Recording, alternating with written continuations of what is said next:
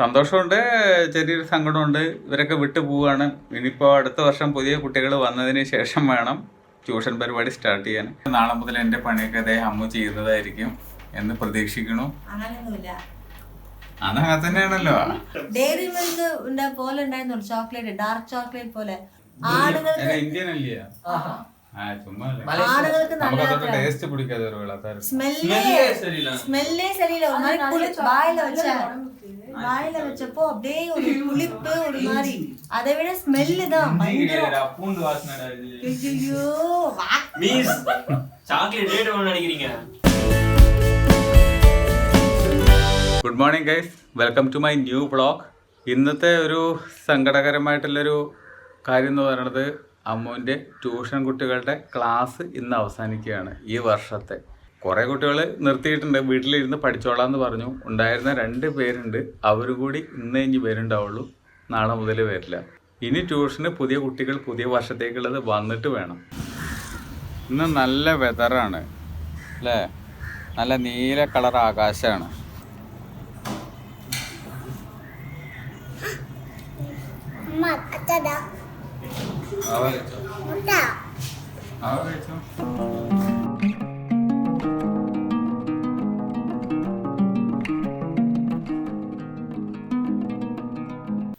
എന്താ അവിടെ ക്ലോസപ്പില് എന്തൊക്കെയാ നടന്നതെന്ന് പറയണ്ടേ? പറഞ്ഞോ. വാവേനെ കൺഗ്രാറ്റ് ചെയ്യും. വാവയ്ക്ക് തവള റൈസ് വെച്ചു. തവള റൈസ് അതിൽ 3ാം പ്രൈസാ, 3ാം സമ്മാനം അവൾക്ക്. ആ ഗ്രാജുവേഷൻ ഡേക്ക് അവർക്ക് കൊടുക്കും സമ്മാനം അല്ലേ വാവേ? എന്താ മനസ്സിലായോ? തവളച്ചാട്ടല്ലേ, തവളച്ചാട്ടം. അങ്ങനത്തെ മത്സരത്തിനകത്ത് വാവയ്ക്ക് 3ാം സ്ഥാനം കിട്ടി അല്ലേ വാവേ? അതില് സമ്മാനം ഗ്രാജുവേഷൻ ഡേ എന്ന് കിട്ടും. അതെന്താണ്? 28-ാം തീയതി. സൂപ്പർ വാവ കേട്ടോ, കഴിട്ടാ. അതിനാണ് വാവയ്ക്ക് അമ്മ ട്രീറ്റ് തന്നെ, ബിരിയാണി മാമ വാങ്ങിച്ചെന്ന്. ഓ നല്ല രസത്തിൽ ചാടി. അമ്മ കണ്ടില്ലോ ചാടി. നല്ല രസത്തിൽ ഇതിലാണ് അവള് 3ാം സ്ഥാനം കിട്ടിയിരിക്കുന്നത്. 20-25 പിള്ളേരുണ്ടായിരുന്നു, അതിലവള് 3ാം സ്ഥാനം. ഇന്നാണ് ട്യൂഷൻ കുട്ടികൾ അവസാനമായിട്ട് വരിക. ഇനി നാളെ മുതൽ ട്യൂഷൻ കുട്ടികളൊന്നും ഇല്ല. ഇനി പുതിയ കുട്ടികൾ വന്ന് തുടങ്ങിയ ശേഷം വേണം. ഞാൻ പോസ്റ്റർ റെഡി ആക്കിയിട്ടുണ്ട്. പോസ്റ്റർ ഞാൻ ഇയാൾക്ക് അയച്ചു തരാം, നോക്കുന്നുണ്ട് കേട്ടോ. പിള്ളേരെ ബോർഡ് കണ്ട് നല്ല രസമുണ്ട്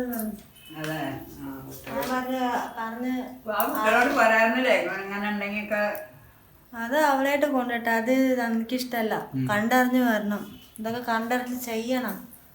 അല്ലാതെ പോയി കൊണ്ടുപോകാന്ന് പറഞ്ഞിട്ട് ഞാൻ ഇതിന് മുന്നേ ആ പെണ്ണോട് പറഞ്ഞു, ഒന്നും ഉണ്ടായില്ലല്ലോ, അത് വിട്ടു.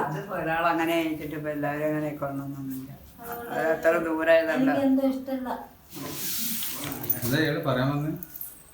അവളോട് പറഞ്ഞിട്ടുണ്ട്, പറ്റുകയാണെങ്കിൽ ചെയ്യുന്നു നോക്കാന്ന് പറഞ്ഞു, അത്രേ ഉള്ളൂ. അല്ലാതെ ഇടയ്ക്കിടയ്ക്ക് ഞാൻ ഇത് വെച്ചിട്ടുണ്ടല്ലോ ബോർഡ്, അന്വേഷണം വരും, തന്നെ വരും. അല്ലെങ്കിൽ ഇയാളൊന്ന് ചെക്ക് ചെയ്ത് പൂട്ടിട്ടുണ്ടോന്ന്.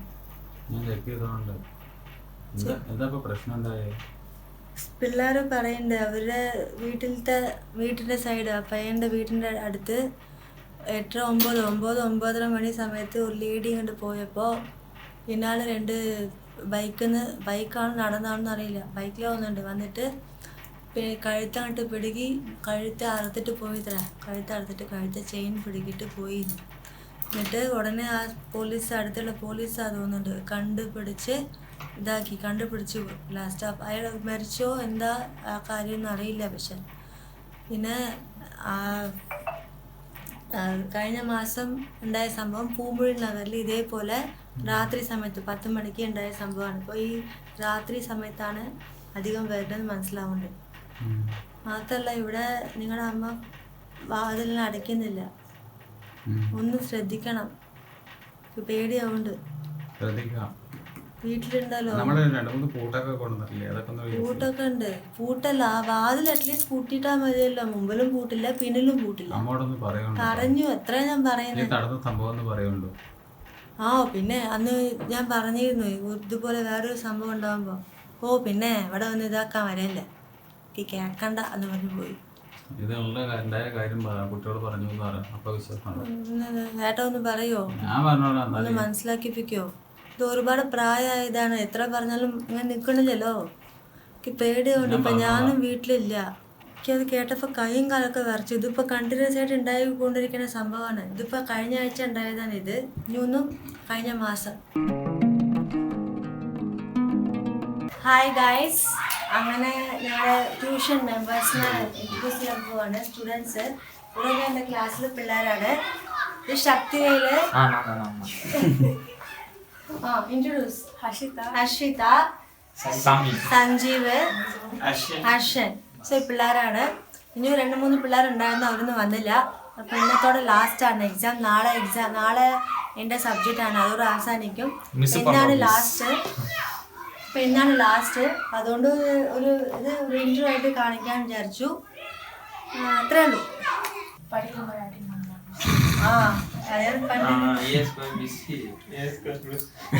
காமர்ஸ் எங்கடாவும் ஏஸ் கார்டு பிஸ் பண்ணிட்டு அந்த பொண்ணு என்கிட்ட வந்து சொல்லிச்சு, ஏன்னா அவங்க ஃப்ரெண்ட் இப்படி பண்றாங்க அப்படின்னு சொல்லிட்டு வந்து பேச ஆரம்பிச்சிச்சு. அதுக்கப்புறம் 1 நாள் புலம்பிருந்துச்சு. தங்கச்சி எடுத்துக்கிட்டேன்.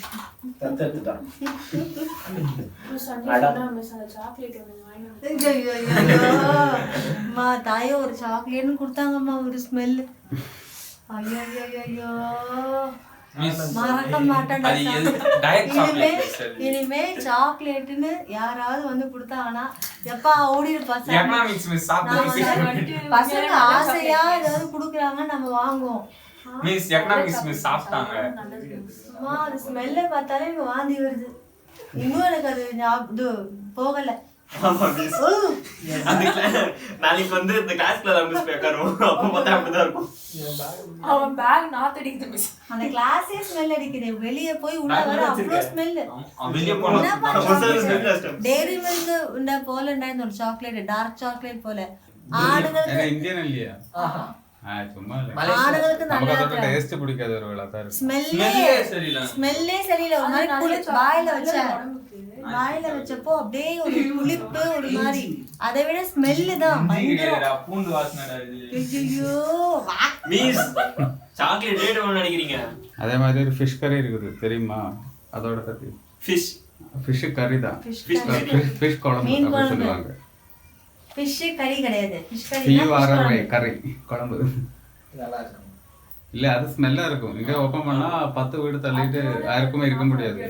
Fish oil tablet. ஆமா ஓயில் இல்ல, அது சாப்பிடுறது ஒரு போன வருஷம் திலீப் அது இங்க கிடைக்காது. வெளியில நம்ம ஆர்டர் பண்ணி வரணும்.